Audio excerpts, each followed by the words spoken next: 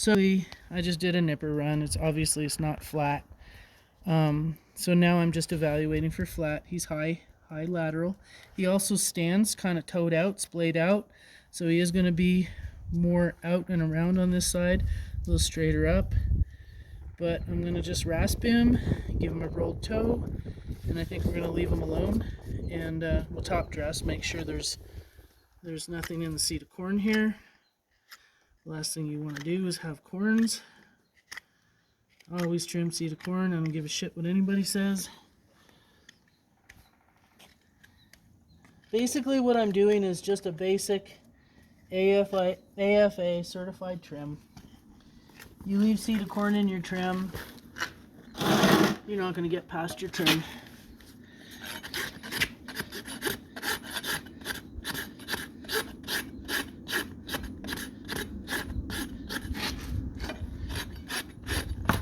Hang on, old dude. Leave a little bit of peripheral toe, and then so basically I'm going to double check my balance, top dress, still high lateral of my white line. She said, I want to trim to the inside of my white line. I don't want to trim to flare. So then I'm going to draw a line in my hoop wall from the bottom to the inside of my white line. And if you notice, a little bit more, this arc to the widest and this arc are the same. It's Mother Nature. This arc and this arc are the same. Do you see that? Yeah. It's Mother Nature. Mother Nature at her finest.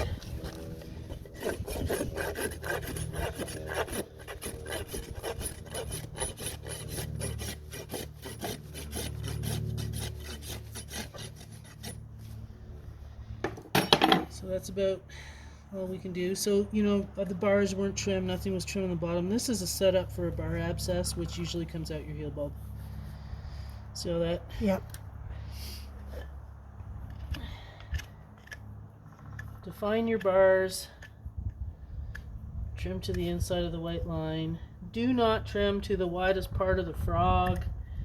Sometimes that just works out. It's a stupid rule to follow. It's created so many negative PA horses, it's ridiculous. Okay, happy. I'm a little high here. Come in. Just take that. Now we're going to top dress. That line on the bottom, right, with my rasp to the inside of the white line. So now I'm going to come in and start hogging all this shit off. And when I hit where I drew a line on the bottom, see all this? Yeah. I just hit that line on the bottom. I don't have to keep going back and checking. Because you put the line on there. So I put the line on the bottom. Oop, oop. Time to buy a new hoop jack, but they're too expensive and I'm too cheap. This one's fully functional. Oh.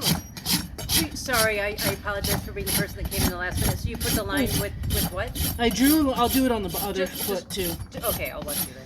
That's cool. So basically, if this was a really, really thin-walled horse, I probably would not dress him down. He looks like he has good feet. He's got good feet. They're just got a shit ton of distortion, so there we go. Yeah, if this was a delicate little horse, my delicate little flower with thin walls, I'm not gonna do this. We're not going, you know, this aggressive on the top dress. We'd probably end up shoeing that horse. And then just, hold on, buddy. Soften that edge. That's beautiful. Bruising, yeah. Because he had too much sole. And, you know, toe cracks and all that shit.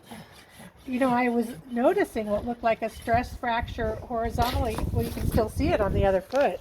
Yeah.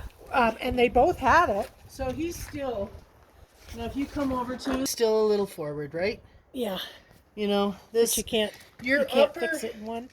no, he didn't get this way in one trim. So your upper growth, it's pretty close.